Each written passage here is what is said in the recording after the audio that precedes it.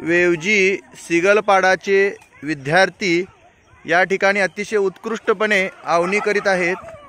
त्यासोबत त्यांचे वर्ग शिक्षक इयत्ता 8वीचे वर्ग शिक्षक श्री वांगदरे सर व इयत्ता 7वीचे वर्ग शिक्षक श्री सावंत सर यांच्या अनमोल अशा मार्गदर्शनाखाली या ठिकाणी आवनी पार पडत आहे।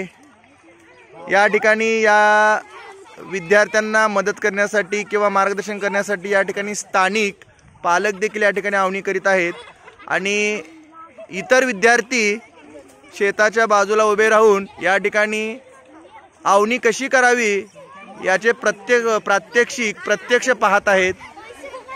निसर्ग या ठिकाणी अतिशय मोहक रूप त्याचं दाखवित आहे।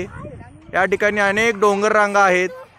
डोंगर रांगामधून बारकाईने पाहिले असता आपल्याला ढग देखील पास होताना दिसत आहेत। या ठिकाणी काही माडाची उत्कृष्ट अशी उंच उंच झाडं आहेत।